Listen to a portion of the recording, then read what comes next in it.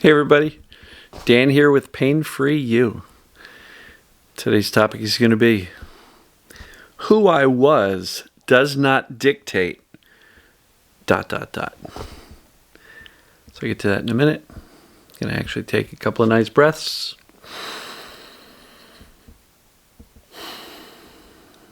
No words this time.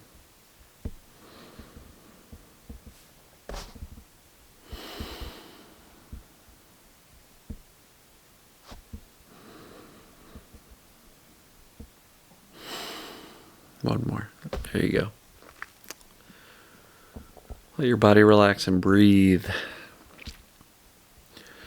So, who I was does not dictate who I am, and more importantly, who I'm becoming. All right? I can't tell you how many times I've heard somebody say, but I've always been this way. I've always been anxious. I've always been concerned about health. For as long as I remember, I've had symptoms, And I just really want to, talk about the potential for change. Who I was does not dictate who I am today and who I'm becoming. I mean, think about it.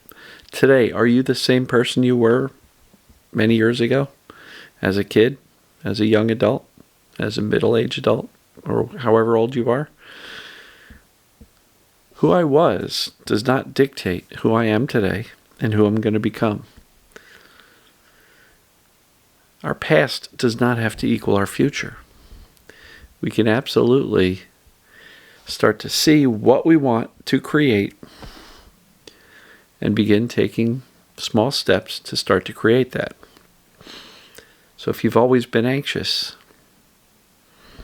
don't identify as the anxious person, the anxious guy, the anxious woman. That doesn't have to be who you are for the rest of your life. And if you've had pain for a really long time and you've identified as, well, I'm the sick person, I'm the sick one, I'm the pain one. Who you were does not dictate who you are now and who you're becoming. There's an infinite possibility for change. Infinite. There's no end to the possibilities. And if you start to,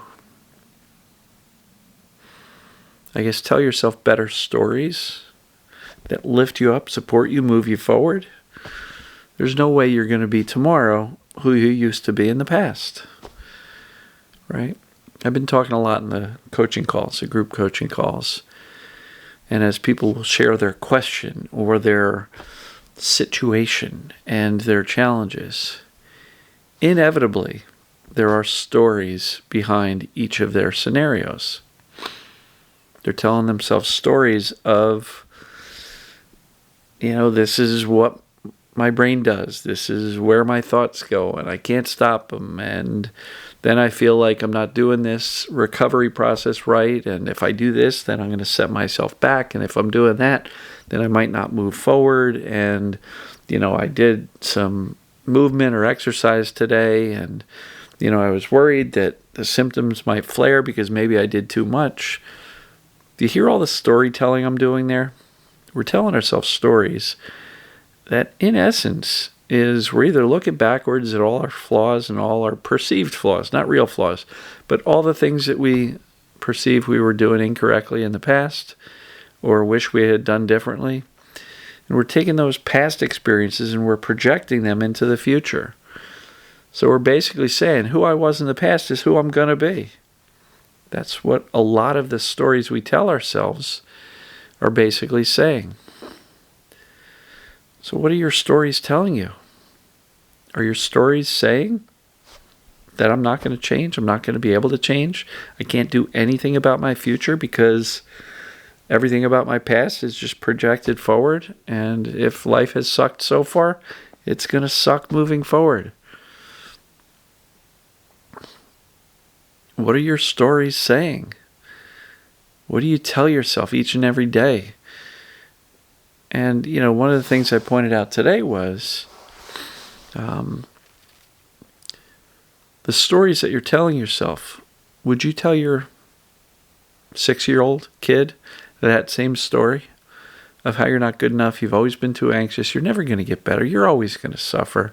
Oh, and you did too much, and maybe you're doing this TMS thing wrong, and I'm going to be the only one that this TMS stuff doesn't work for because I'm too this, I'm too that. Would you ever tell your 6-year-old a story like that about them? Tell them how much life's going to stink? You wouldn't. So why is it okay, acceptable, or the default that we tell ourselves all of these horrible stories that keep us from moving forward into our potential? So, who I was does not dictate who I am today, and it certainly doesn't dictate who I will be in the future. It's not a terribly complex process I'm describing here. I just really want you to disconnect yourself from the troubles of the past, the perceived mistakes you made, but none of it was made as a mistake. You made the decisions you did based on what you knew and felt at the time was right. And so we can look back and judge ourselves and regret certain decisions we made. And in my opinion, that's kind of wasted time, because all that does is keep you anchored to the past where things were not as good as they could have been, as opposed to focusing on right now. What can I do today to move myself forward, to create a future that I'm going to be more pleased with? It's got to start with the storytelling. Tell yourself a better story. Start to believe that you can get better.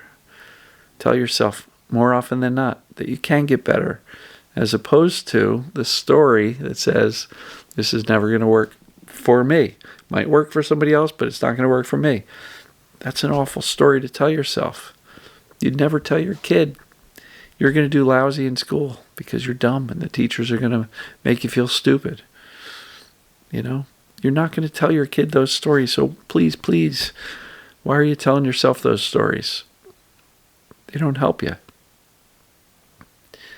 So, simply put,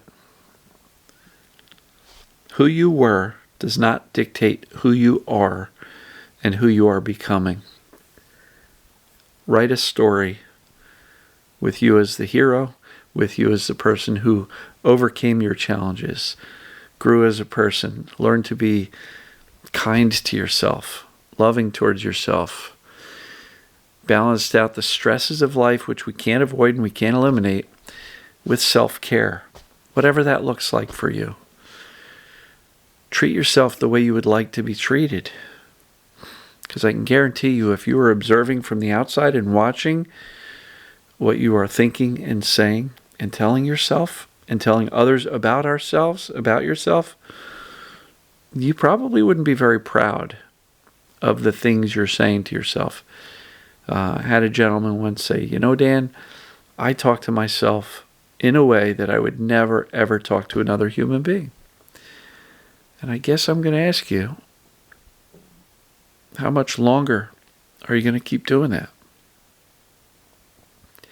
It's not helping you move forward. I truly believe that this mind-body stuff is what's going on. Perceived danger, pain, or perceived danger symptoms, whether it be pain or some other symptoms, it's all a perceived danger response to a brain that is scared and trying to protect you with these symptoms or pains.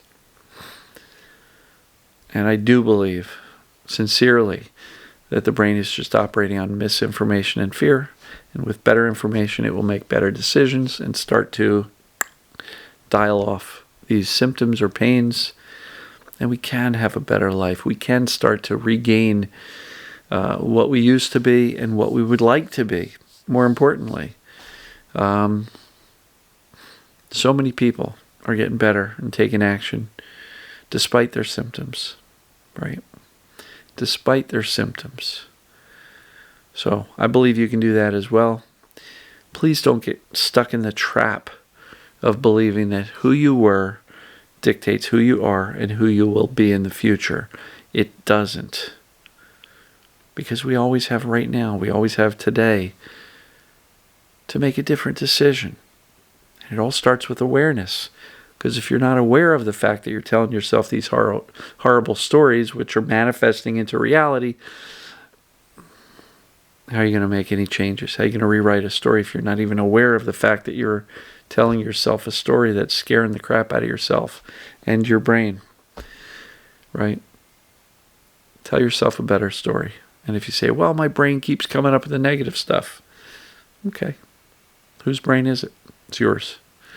Notice it. Become aware of it. And then make a decision to tell yourself a better story. Because when your brain hears the better story more often than it hears a crappy one, guess what's going to happen?